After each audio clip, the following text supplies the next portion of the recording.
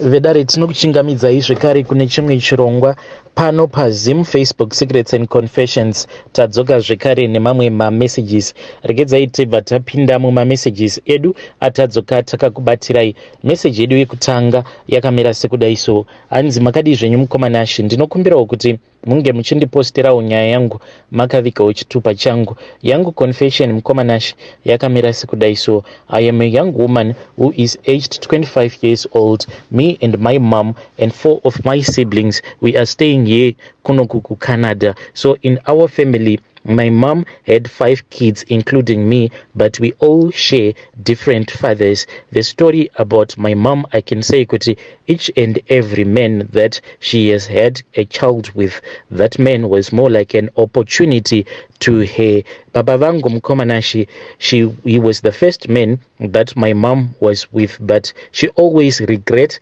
being with my father. At that time, ipapo mama vainge vachiri kudzidza pa girls high, saka because my dad, he was a combi driver, saka ndivo vaipota vachitakura mom to school and back from school and all of these things. Mama vaibva vazotanga kushandisa kamari kaika kavanenge vanzi ndiko kamari kekombi vobva vazokadya pa break. But my mom, she does not have any fond memories about my father. It seems as if she is all regret when it comes to my father. Ivo vanoblema my dad vachiti pavakazoita pamoviri pangu, and she calls me a baby mistake. She says that I was a mistake. So ivo vanoti at that time vainge vava kutodanana noumwe mwanawo wa minister at that time. So when that family found out that my mom was pregnant, then they didn't want anything to do with my mom. She hated my father so much. Unfortunately, baba vangu vakabva vazoita accident ndokubva vakuvara gumbo, so my dad could no longer provide like he used to do for my mom. And when my mom saw that my father could no longer provide for him, she then ran away from my father, leaving him heartbroken. But I am so thankful that my dad is not here with us kunokuku Canada, because dai kwanga kurukunzi vainge vachiri vapenyu, my dad was the one that was going to suffer, because from what I hear, he came from a very poor background. All of these men that my mom later on had kids with, laiwa vose ndivo vanonzi vana vembinga. All of my siblings, they have rich relatives. My mom will only be in communication with those rich relatives of my siblings kana kurukunzi pane zvavanenge vachida, but avatombofarire kuti ivo masiblings angu awa ange achizova ne a bond with the rest of their relatives. So you can just imagine kuti dzanguwo hama kana dzichinzi varombo vekupedzisira, hanzi vanotoita zvekutodya nhoko dzezvironda. You can imagine kuti my mom will never want me to be in communication with any of my relatives. So far hangu ndine vamwewo vandakangotaura navo, but I have been keeping it as a secret from my mom. My idea was that kana ndikakwanisa kuzotanga kushanda, I would try to provide a way yekuti one amongst my relatives auyewo kuno, then I will know kuti iye anenge auya kuno in secret ndiye anokwanisawo kuzoblessa the whole family. As for me, I cannot do it. As for me, I cannot do it openly because of my mom. My mom's character, ndinovaziva zvangu. Mukoma kuno kukwatiri avo vamwe vana vose vane madad avo vari kuno kuCanada. My mom, she always uses the loopholes kuti vange vachizo nyima iya yavanoti kids time. I still remember that one of my little siblings, her dad used to cry a lot because that bond vakanyimwa mukana wekuti vange vachiva ne that bond with my little sister kuzosvika vazoita move on. He now lives in another city and he has totally forgotten about my little sister. And when my mom speaks about my siblings dad, my stepdad, vanenge vachingovashora vachiti he is an irresponsible man. That is why he skipped town with another woman and now he is raising 2 kids in that town where he is at. And izvi ndinobva ndaona kuti zvinenge zvichirwadza my little sister. I had to save her because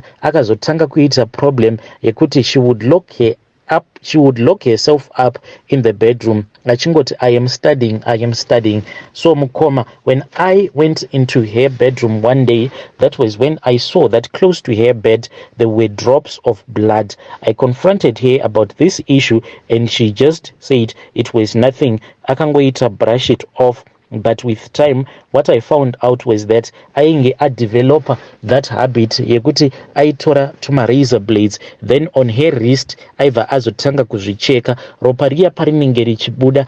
She was saying kuti ndipo paaifila a little bit better, trying to bleed her problems out of her body. I counseled her and she said that I should not tell mom. We actually had to do everything in secret. Since I am an adult, I was able to take her through therapy zvisingazivikanwe namama. Zvose izvi mama havatombozvizivi kuti one of her kid became an addict yekupota achizvicheka nekuda kwekuti aifungidzira kuti kana akazvicheka pamaoko ake apa, her problems will go away as the blood will be coming out of her body, then the problems will also be leaving her body. Mukobanashi parizvino, the other thing that I am facing is that mama vangu vanondimanikidza, varume vekuti ndinge ndichidanana navo from a very young age. Mukoma, what I was taught by my mom is that I was not allowed kuti ndinge ndichidanana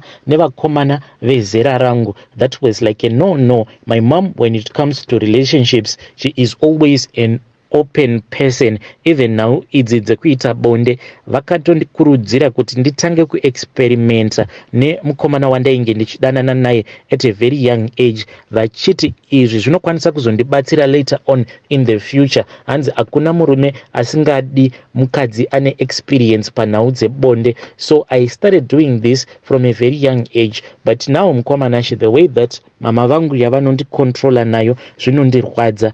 And I feel as if inini ndatova hure, because mama vangu vanowanzokuenda neni kuma functions where high rollers will be hanging at, especially kuma casinos, ndo kwatinowanzokuenda. My mom will just say, let us go to this casino. Tinozoti tasvika kukasino kuya while we are just having fun, that is when I'll be dragged to the side with one of the guys. Munhu uya obva atotanga kutotaura neni, and achitaura neni zvinenge zvine kakuda kunorarana mukati. Kana ndikamuramba murume iyeye, kana tava kuzodzokera kumba, especially kana mama vakadhakwa, she would then start to ask me if I have met anyone interesting at the casino. Kana ndikaramba, then ivo mama vanopopota like no man's business. Sometimes mama vanototi tichitobva kuya kukasino kuya, I will then find out kuti mama vanenge vatori nevarume vaviri, and she locks herself up in that bedroom.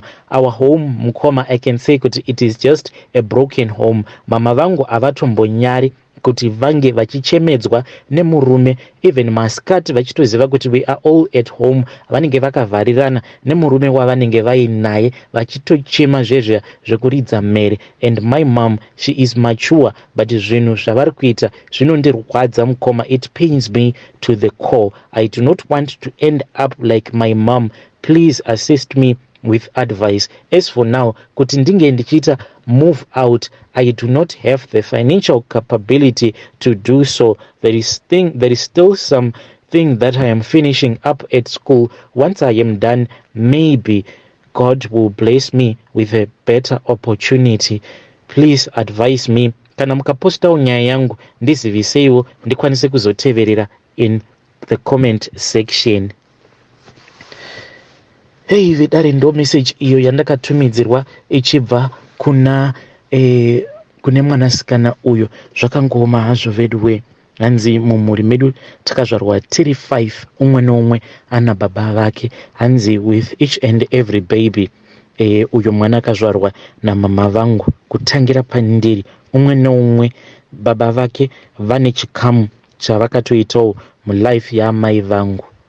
Inini baba vangu vaishandiswa because vaiva munhu aidriva kombi, vachitakura mama vachienda navo kuchikoro vachidzoka navo.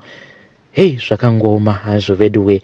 Kuzoya kwatakazoita kuno kuCanada, it was also because of the guy uyo ainge ava kudanana namama vangu. Even right now it is still happening. Ko iyi yekuzoenda nemwana kumakasino, then kana mava ikoko mozosangana nevarungu vane mari dzavo, then varungu vaya vobva vazoti mwana wangu, let us go somewhere. Iwo amai wakangotarisa uchitokurudzira, mwana akaramba wotomutsamwira. Yo, zvakangoma hazvo veduwe. Please ngatitaurei navo mucomment section. Asi kana kuri kunzi makambosanganawo nesituation yakadai so, please come to my inbox and tell me your own story. Regedzai tibva taenda panyedu inotevera.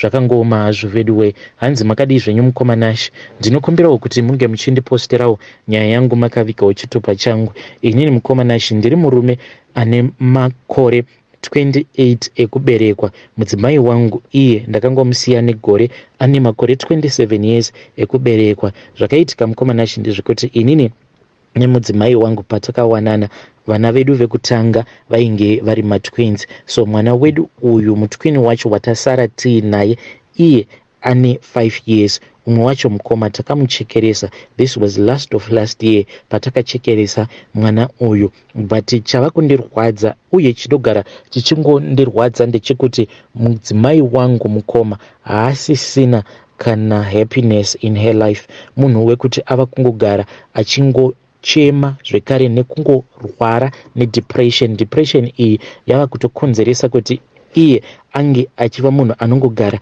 achingorwara, and handichazivi kuti ndoita sei. Zvirwere izvi zvaari kurwara nazvo, kuti ndinge ndichifamba apa mari handina, kunoku kwatiri kunyika yevatorwa kuti tirambe tichingoenda kuzvipatara.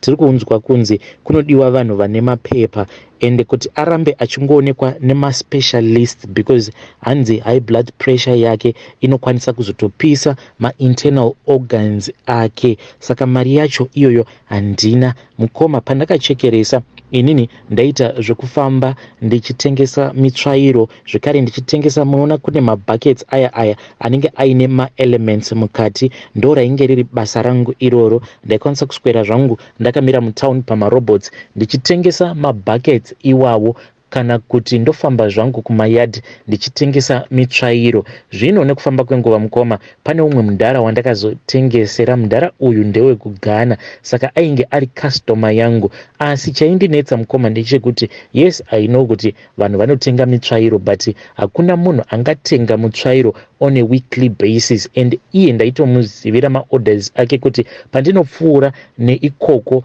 iye anototenga mutsvairo, but anenge achida kuti mutsvairo uyu ndinge ndichiudhizayina nedzimwe nzira dzakasiyana. Aifarira kuti ndishandise tambo dziya dzered paya pandinenge ndichigadzira mitsvairo yacho. So one day ndakabva ndazoita zvivinde ndokubva ndamubvunza kuti nai boss, ko mitsvairo iyi yamunotenga kasi munozoitengesa here at a bigger price? Because ndainge ndava kutodawo kutoti kana kuine kwaanotengesa mitsvairo iyi neniwo ndinge ndichizowanawo kamarket share mbichana, because ndaifungidzira kuti maybe anobata varungu vanenge vachida maproducts emuno muAfrica vobva vazonomagadzira ikoko maybe kunana Europe kana kunana America. But iye akabva azoseka, akabva ati give me your number, I will tell you. Saka ndakabva ndatomupa manumbers aya ndikatosvika kumba ndichitofara. Ndakatosvika pamba mukoma ndichitoimba kamwe kasong kangu kandofarira kuimba. Mudzimai akatondibvunza kuti ko chii chiri kuitika, then ndikamuudza kuti Mwari vazotinzwira nyasha nenhema ndava kutonyepera mudzimai wangu. So ndakabva ndazoreceiva a phone call from that same guy uyo wekuGhana, akabva azoti svika kuno. Ndakabva ndazosvika kumba kwake mukoma. Ndakati ndichisvika pamba pake akabva andi-invite straight indoors. Takambotanga takagara mudining, but akabva azobuda panze akati nditevere mukoma. The first thing that I noticed was that uyu muchinda uyu zimba racho raanogara haagari nemukadzi, no vana, no what.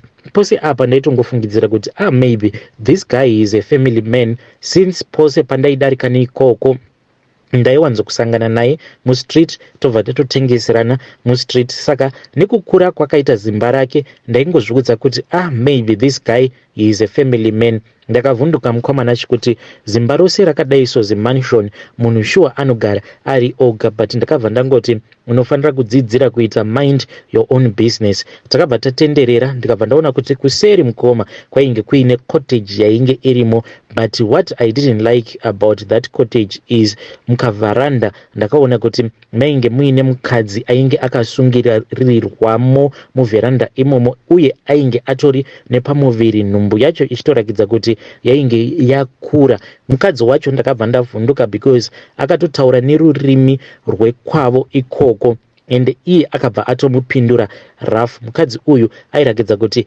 iye anoita like munhu anopenga because ainge akaiswa cheni mumaoko zvekare necheni mumakumbo. Then murume uya akabva azoti do not mind her, she is a fool. Then ndokubva tazongoramba tichifamba takazoti tadarika painge paine zvimadog kennel. Kuseri kwezvimadog kennel ndiko kwainge kuine altar yainge itongori pachena mukomanashi, painge paine zvidhori zvekare nemamwe mastains ekuti unogadzika candle pamusoro. Akazoti anongedzera chigunwe chake in that direction uko kwainge kuine altar, ndo pandakabva ndazoona kuti pakati pealtar painge paine mutsvairo. Mutsvairo uyo wandainge ndakabva mukumutengesera, but mutsvairo uyu wairakidza kuti kune chimhuka chinopota chichiuya chichiudya, and paside painge patori nechidish chemvura. Chimwe chidish chacho later on ndakazofind out kuti chidish ichi chinopota chichizara neropa. Mukadzi uyo waanosungirira kana aine pamuviri, mukadzi iye ibenzi rinongotenderera neSouth Africa, but iye akati hanzi ane spirit yake iyo inomubatsira kuti ange achiloketa like ipapo pandainge ndichiri kugara kuFree State. Akatoti kunyangwe uyu munhu akaenda kana kuNorthwest kana kuJoburg or anyway I can follow her because anenge achimuona pamweya, saka anozoti amutevera kuya ndipo paanobva azomunyengerera kuzosvika achizopinda mumotikari make. Pane imwe ring iyo yaanomurakidza. That ring is the ring that shows that they are married to each other, even though mukadzi uyu achipenga. But iye akati hanzi mukadzi uyu paakauya kuno kuSouth Africa she was not even mentally ill at all, but mushure mekunge azomusacrifica ndipo paakabva azotorerwa pfungwa dzake. Saka iye anopenga pose apo paanenge asina pamuviri pemuchinda uyu, anenge achingofamba nenzira achingofamba muN1 achipenga just like that. Anozoti kana abatira pamuviri panozoita miscarriage, ndipo paanobva azomupinza mumotikari, then anobva azoenda kunomudhampa far away from his house. Paanodzoka hanzi anodzoka mukadhishi muya makazara neropa, kamuka kaya kanodya uswa uhwo hwatinogadzirisa mutsvairo. Kamuka kaya ndiko kacho kanozonwa ropa. Kanoti kana kanwa ropa kanokwanisa kumbochovha 2 kana kuti 3 good years kasingadi ropa, obva azomutsvaka zvekare mukadzi wake uyu waakaroora mumweya. So mukomanashi ndakati andiudza zvose izvi, ndikabva ndamubvunza kuti so boss what are you trying to tell me? Akabva anditi wanga uchida kuziva kuti what is the purpose of this broom that I buy from you.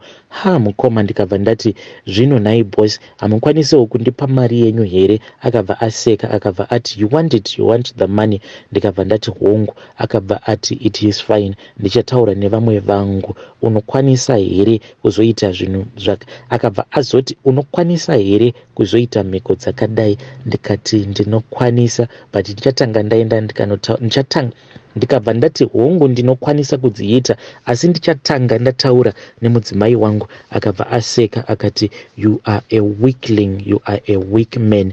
Ndakazobuda paya mukoma ndichingozvibvunza kuti zvinhu izvi ndichazvikwanisa here, but ndikazviudza kuti izvi ndinozvigona chete. Ndakazoti ndadzokera kumudzimai wangu ndikabva ndaudza mudzimai wangu about this altar, but ndakati ndichitaura nemudzimai wangu ndakabva ndaavoida zvinhu zvinomuvhundutsa. Ndakangoita sekunge hapana kana mhiko dzainge dzichizodiwa. Ndakangoti kumudzimai wangu hanzi mitsvairo iyi zvaanopota achiita ndezvekuti anongonorasa panzvimbo yekuti panoungana vanhu, that is all. Laki riya revanhu rinenge richizotsvairwa nemutsvairo richiuya kwaari. Mudzimai wangu akabva ati saka kana zvisiri zveropa it is a fine. Mukoma ndokuromba kwacho kwatakaita zvizonosvika zvichizonzi pari kudiwa one amongst my twins. Ividari ndo message iyo yandakatumidzirwa ichibva kuna mukoma vedu. Zvakangoma hazvo vedu we, please ngatizamei kuti tinge tichitaura navo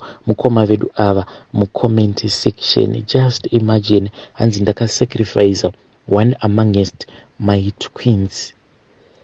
Apa uyu muchinda wekughana akandibatsira kuromba, iye ane mukadzi waakaroora. Hanzi mukadzi uyu anomuloketa nering yaakamupa, ringwo iyo yaakapfekedzwa naye mukadzi uyu. So kunyange mukadzi uyu akaenda kune imwe province, maring awa anototi ange achiloketana chete. Saka vamwe vanhu vaya vatinongoona vachitenderera vachipenga, izvo zvimwe kuda vanenge vachitoshandiswa neumwe munhu. Vamwewo ndo vanenge vakaromba vakabva vazopengeswa nemhiko dzavo. Hei, zvakangoma hazvo vedu we.